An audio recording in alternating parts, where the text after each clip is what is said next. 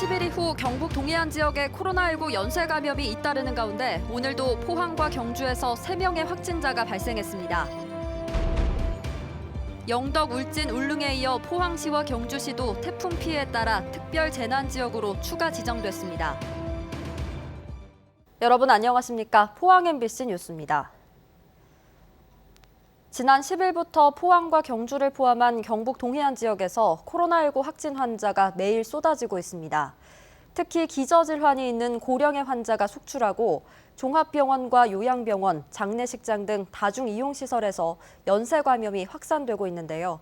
방역당국은 지역 감염이 본격화된 것으로 보고 우려하고 있습니다. 박상환 기자가 보도합니다. 우려했던 포항 세명 기독병원발 코로나19 집단 감염이 본격 시작됐습니다. 74번 확진 환자가 발생한 포항 휴 요양병원의 환자와 의료진 등 266명을 전수 검사한 결과 3명이 추가로 양성 판정을 받았습니다. 76, 77, 78번 환자, 이거는 74번 확진자와 같은 층 입원 환자입니다. 이분들이 휴 요양병원에 5층에 있습니다. 이들은 그 휴 요양병원 정수 결과 양성 판정이 되었습니다. 또 포항 성모병원에서 이번 절차를 밟기 위해 코로나19 검사에 응했던 70대 여성 1명이 추가로 양성 판정을 받았습니다. 음압 격리실에서 체열 검사와 검체 채취 등이 진행된 것으로 파악돼 코호트 격리 등 해당 병원에 대한 추가 조치는 실시하지 않았습니다. 이와 함께 포항의 건설 현장에서 일하는 대구 30대 남성이 북구보건소에서 양성 판정을 받으면서 포항의 80번째 환자로 집계됐습니다. 최초 인지한 북구보건소는 이 환자와 같은 식당을 이용한 40여 명에 대해 전수 검사 중입니다. 포항시는 지역사회 감염이 본격 시작된 것으로 판단하고 있습니다. 지금 지역 감염이 사실 시작되었다고 봅니다. 보는데 저희들이 상황이 지났다고는 보지 않습니다. 그렇지만은 저희들이 지금 이 범위를 넓게 잡아서 세명 기독병원이나 휴 요양병원이나 모든 부분에서 범위를 넓게 잡아서 안으로 이제 축소해 가는 그런 과정이기 때문에 경주에서는 코로나19 확진 환자가 1명 추가돼 누적 확진 환자가 87명으로 늘었습니다. 경주 87번 환자인 A씨는 황성동에 사는 30대 남성으로 지인인 경주 86번 환자와 접촉해 감염된 것으로 보입니다. 울진군이 코로나19 확진 환자가 방문한 장례식장 조문객 등 73명의 접촉자를 대상으로 검체 검사를 실시한 결과 전원 음성이 나왔습니다. 당초 검사 대상은 밀접 접촉자 40명이었지만 울진군은 장례식장 내 다른 조문객들도 추가해 검체 검사를 확대했습니다. 경북 동해안 지역 코로나19 감염이 다시 대유행 조짐을 보이자 지자체들은 이번 추석 연휴 기간 동안 고향 방문과 관광객들의 이동을 자제할 것을 당부했습니다. MBC 뉴스 박상환입니다. 포항시는 최근 병원을 중심으로 코로나19가 급속히 확산됨에 따라 지역 의료 시스템 붕괴를 막기 위해 대책 마련에 부심하고 있습니다. 실제 코호트 격리 실시로 3명 기독병원 입원실 일부가 폐쇄되고 성모병원 등 지역의 다른 병원에 환자가 몰리면서 의료진들의 부담이 가중되고 있고 포항 지역 다른 거점 병원에서 집단 감염이 추가로 발생할 경우 포항 지역 의료 시스템이 무너질 수 있는 위험한 상황입니다. 이에 따라 포항시는 외래 환자에 대한 발열 체크를 강화하고 입원 환자와 내원 환자의 동선을 철저히 분리하며 병원의 추가 입원 환자 전원에 대해 코로나19 검사를 의무화하는 방안을 검토하고 있습니다.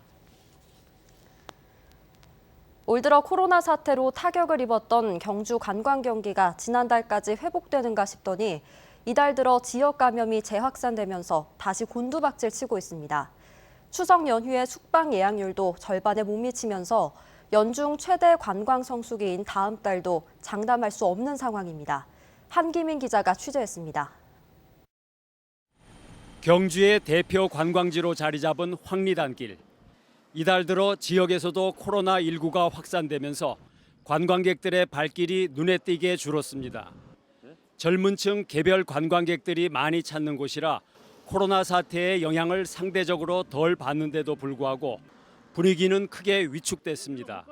방역 수칙을 다 지키셨다고 써놓기도 하고 그래서 조금 무섭기도 하지만 그래도 재밌게 여행을 할 수 있었던 것 같아요.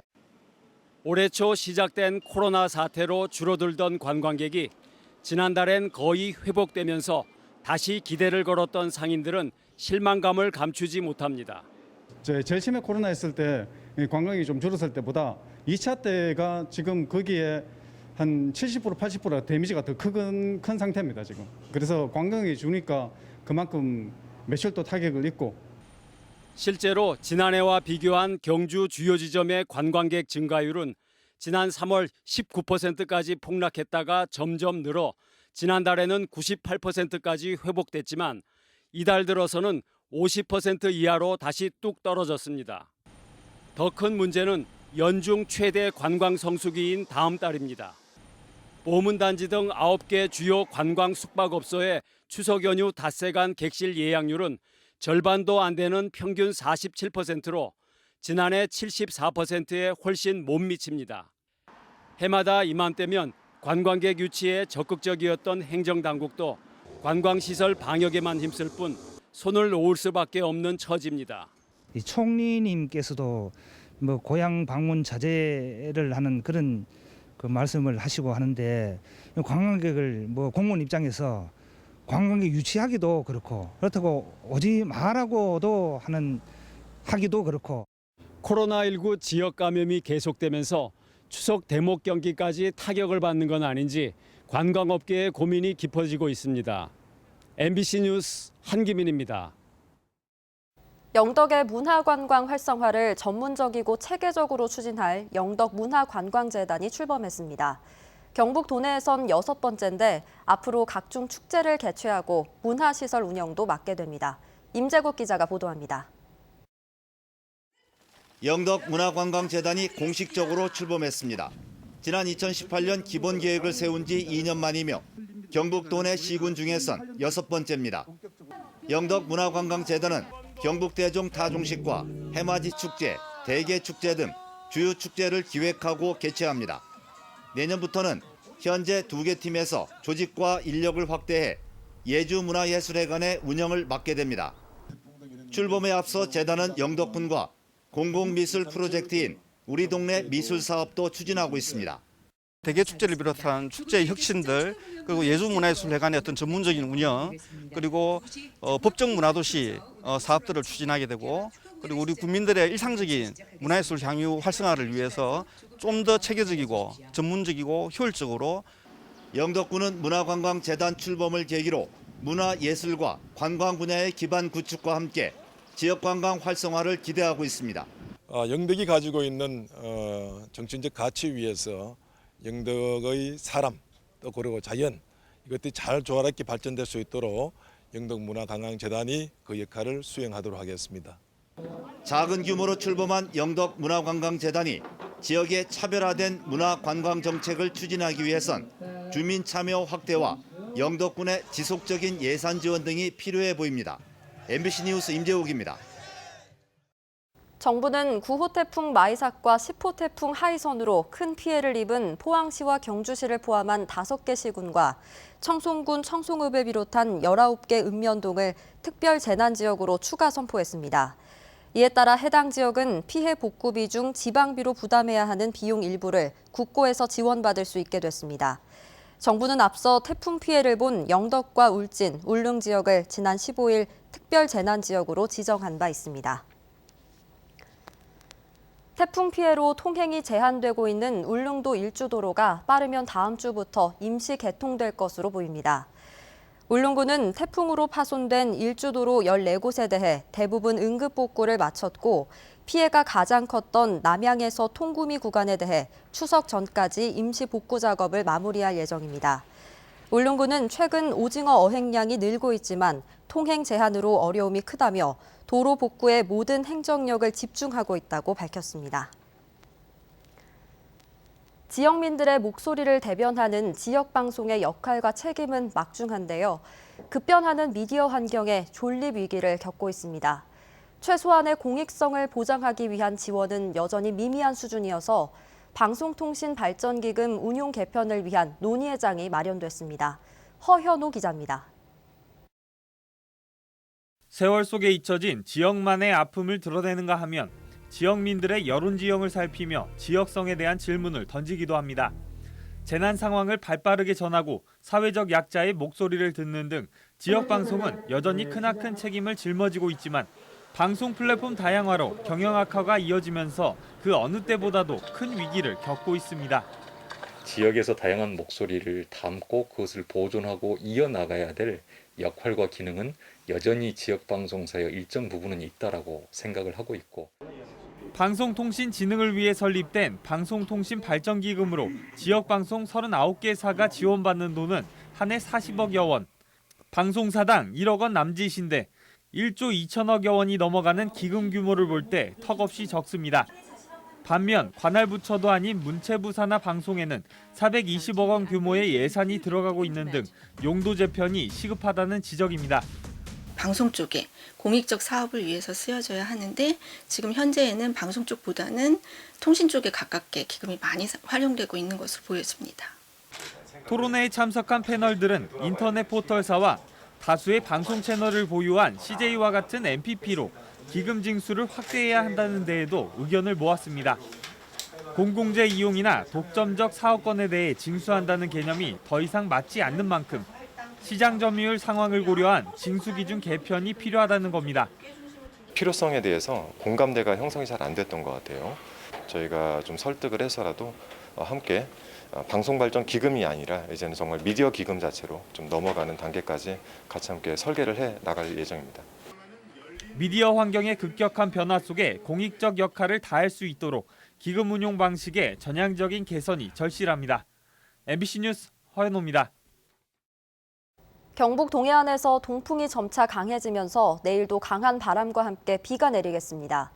동해상에는 풍랑주의보가 발효된 가운데 내일 오후에 동해 남부 앞바다에는 풍랑특보가, 울릉도와 독도에는 강풍특보가 내려질 전망입니다. 조주경 기상캐스터입니다. 가을비가 내리고 있습니다. 대체로 구슬비 정도겠지만 바람이 강해서 주의가 필요하겠는데요. 현재 동해 남부 먼바다에는 풍랑주의보가 내려져 있고요. 내일 오후에는 동해 남부 앞바다에 풍랑특보가, 울릉도와 독도에는 강풍주의보가 발효되겠습니다. 포항과 경주는 내일 아침까지 비가 내리다 그치겠지만 울진과 영덕에는 내일 밤까지, 울릉도와 독도는 금요일 아침까지 비가 내리겠습니다. 예상되는 비의 양은 5에서 40mm 정도입니다. 다음은 자세한 지역별 날씨입니다. 내일 경북 동해안에는 흐린 가운데 약한 비가 내리겠습니다. 아침 기온 15도에서 18도로 시작하겠고요.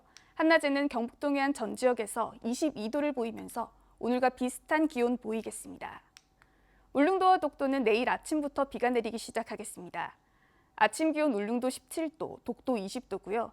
한낮에는 울릉도 21도, 독도 22도입니다. 당분간 동해상에서는 너울성 파도에 유의하셔야겠습니다. 바다의 물결은 동해 전해상에서 최고 4m까지 높게 일겠습니다. 내일부터 비가 그치기 시작하면서 앞으로는 맑거나 흐린 날씨가 계속되겠습니다. 날씨였습니다. 포항시는 추석을 맞아 5개 반 18명으로 감찰반을 꾸리고 특별 복무 감찰에 들어갔습니다. 이번 감찰을 통해 명절을 앞두고 벌어질 수 있는 금품과 향응 수수 등을 집중 단속합니다. 또 사회적 거리두기 2단계 시행에 따라 공무원의 방역 관련 복무관리 지침 위반 여부도 점검할 방침입니다. 코로나19 확산 예방을 위해 한동대는 오늘부터 엿새간 진행하는 2021학년도 수시 입학 전형을 전면 온라인 비대면 면접으로 실시한다고 밝혔습니다. 한동대는 9개 전형 면접 평가 방식을 모두 온라인 비대면 평가로 진행하고 학교 체험 프로그램을 선택해 학교를 방문할 경우 교내 특정 공간에서 실시간 화상 면접을 실시하겠다고 밝혔습니다. 오늘 오전 11시 반쯤 경주시 서면에 있는 공장에서 불이 나 1시간 만에 진화됐습니다. 불은 공장 3층 건조기에서 시작돼 건물 일부를 태웠고 공장 2층에서 몽골인 한 명이 연기를 흡입해 쓰러져 있어 119 구조대가 응급처치 후 병원으로 옮겼으며 생명에는 지장이 없는 것으로 알려졌습니다. 포항시 북구 청하면 이가리항에서 천연기념물 331호인 점박이 물범이 발견됐습니다. 마을 주민들은 지난 19일부터 이가리 주변 바다에 물범이 나타났으며 바다에 8에서 10분간 잠수해 사냥을 하는 모습을 여러 차례 목격했다고 밝혔습니다. 관세청은 러시아산 수산물을 중국산으로 둔갑시켜 특혜 세율을 적용받아 부당하게 수입해온 수산물 수입업체 9곳을 적발했습니다. 이 중 7개 업체는 러시아산 냉동 대게를 중국산으로 허위 신고해 관세 1억 원을 탈루했으며 2개 업체는 같은 수법으로 러시아산 북어채를 중국산 건조 어류로 허위 신고해 관세 8천만 원을 누락했습니다. 이들 업체는 러시아의 경우 우리나라와 FTA가 체결되지 않아 20%의 세율이 적용되는 반면 중국과는 FTA 체결에 따라 9.8에서 12%로 낮은 특혜 세율이 적용되는 점을 노리고 허위 신고한 것으로 드러났습니다.